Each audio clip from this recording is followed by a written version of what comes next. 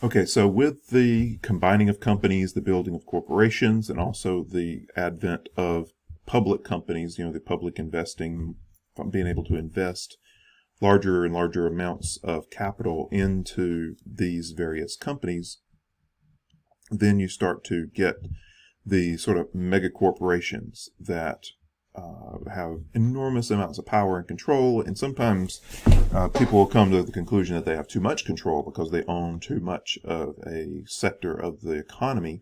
But that's just how things are developing at this point. We still debate about these things today. You'll see it throughout your lifetime. Is Google a monopoly, or is Amazon a monopoly? All these sorts of things get talked about, and this is where all that kind of gets its start in a lot of ways. Corporations begin in the railroad industry, but then you'll soon see them move into other industries. Most notably, you'll see it in the steel industry with Andrew Carnegie. It became a corporation, or Carnegie Corporation, and it was sold and merged with others and would eventually become the U.S. Steel Corporation, which controlled 2/3 of the U.S. steel production. So any company controlling 2/3 of sort of a vital product is often gives people pause in an economy and makes them question whether or not that should even be allowed. And so as we see in the later 1800s, you'll start to see people pushing back against that, which we'll talk about in coming weeks. But you also start to see that corporate culture coming into place that hadn't been really a part of the United States up to this point, somewhat maybe, but that level of structure and bureaucracy with clearly divided tasks for management purposes, a clear hierarchy, very specific rules about how they do things, all those things. And there are two ways that they go about this. So some, and you may have heard this before, but I thought I'd mention it briefly. Some are vertically integrated. So those are the ones that own every single aspect of the production process. So if you are an oil industry, you own the company that makes the barrels, you own the rail cars that take it to market, you own the oil field itself, like every step in the production process. Horizontal growth, integration would be more just you own a refinery here, you own a refinery there, you own a refinery there, and you just focus on that one level of that particular product. So that's how all that plays out. And so what I wanted to get to here was the entrepreneurs. These become known as the captains of industry, who are the major players in this, in creating this new industrial world here. The first of those, probably the oldest, I guess you'd say, the first to the starting line in a lot of ways, was Cornelius Vanderbilt. You've probably heard the name Vanderbilt before, and there's a reason for that. So he's one of the older captains, and there were some minor ones, but these are, I'm going to give you three of the big names and then one extra one to kind of round out the group that were the controlling powers during the late 1800s. So Vanderbilt was quit school back in the 1700s. Age 11, in 1810, he bought a small ferry boat. And by the War of 1812, was able to expand his ferry business, getting people back and forth across the river, into a small fleet. And then he was able to roll that into becoming a steamship captain and then owner of a steamship.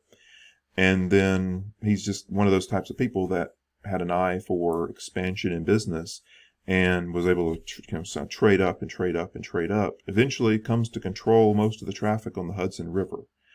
Completely owned transportation on the Hudson, which, if you know Hudson, that's New York, and that's a major center of commerce for the United States at that time. And so by the 1850s, so right up here against the Civil War, he moves into railroads and is able to control most of the New York railroad system, and is, lots and lots of cash flowing into that family. Not at the level necessarily of, say, the Carnegies, but the Vanderbilts, especially, or one of the those earlier captains of industry. He's one of the ones that really kicks off this big business of railroads in the early to mid 1800s, and then after the Civil War is positioned to do a lot. And so it's interesting because one of the legacies of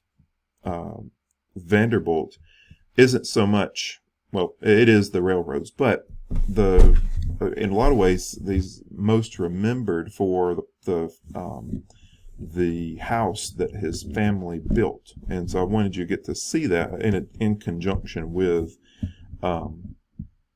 what we're looking at here.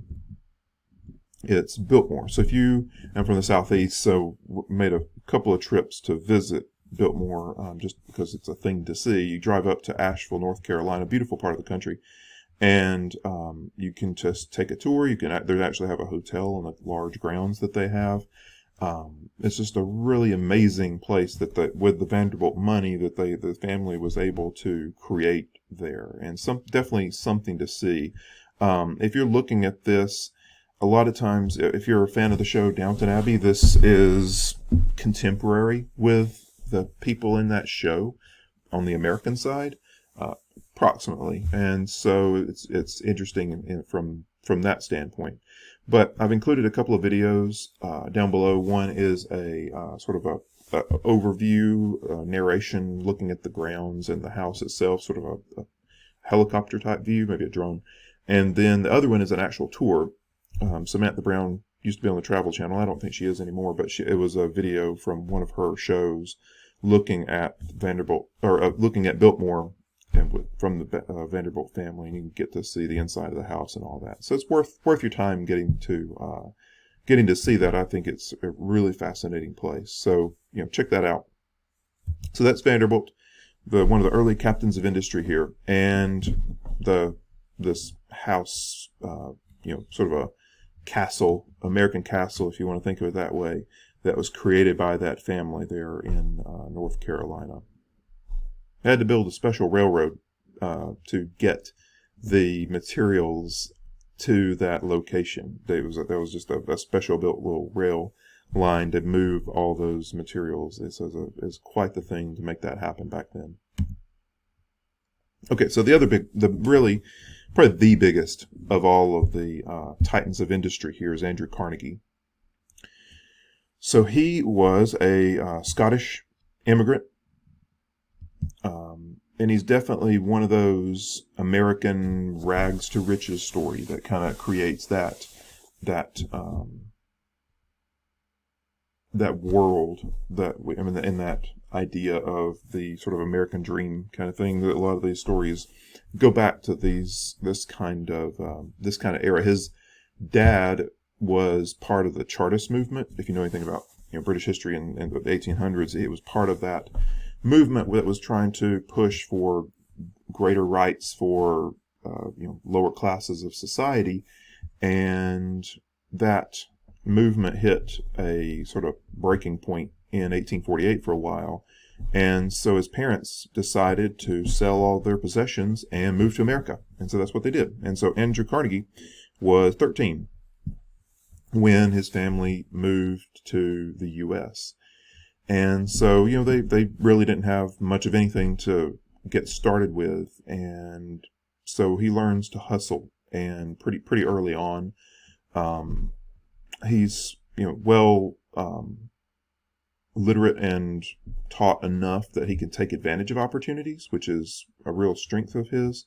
And so, he gets a job early on as a messenger with a Pittsburgh telegraph office, and ends up learning telegraphy right there at the very early era of the telegraph, and is able to make good use of that skill and benefits greatly from it. makes good use of his opportunities there. Ends up becoming a lead telegrapher, and then has an opportunity to join with a railroad company, using that skill, and moves up. He's recognized, his sort of talents get recognized by one of the officials in the Pennsylvania Railroad Company, and he does very well with that group. After the Civil War, he goes on and is able to start to use the resources that he's been building up, being part of the railroad, and move into the iron and steel industry. Sees the opportunity that that's a growth industry and is going to make some real moves there. And so in 1873, pours all of his assets into developing the first American steel mills, and so is able to make some inroads there and kind of establish an early mover position in that field, and does very, very well because of it.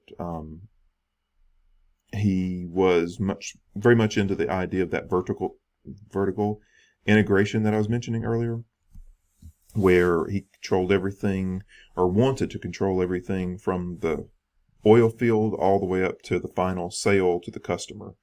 And so that's what he puts all of his effort into, and over the course of the rest of the century is just able to build incredible wealth, the likes of which that we just can't imagine today. It's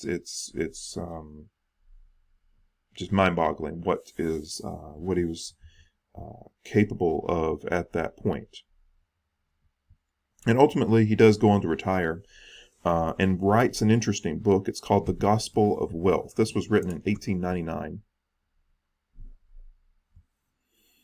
Basically, just pointing people to hard work and perseverance as the sources of wealth in the world. Very much American idealistic in a lot of ways.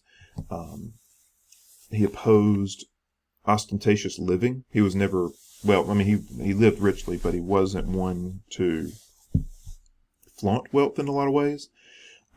He thought it was better to live modestly, and called on other wealthy people to try to do the same, and to not use their resources just for personal gain.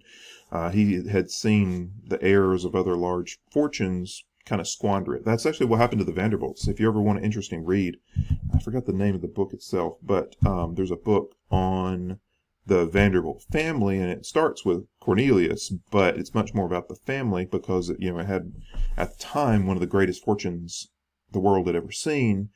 And they basically lost it all. Not completely. The Vanderbilt name's still out there, but comparatively, if invested properly, it could have just been the most enormous fortune the world's still ever seen. But the family kind of squandered it, and that's kind of the story of that, which is could be wise reading in current times. But he believed that the best use of for these wealthy people is to put their wealth to good use for the public good. And so he pushed them to become philanthropists. He would say that I'm a mere trustee and agent for poorer brethren, pushing people to do good things with their wealth. And so he himself would go on to put a lot of money into libraries and schools, various institutions for public benefit. And so that's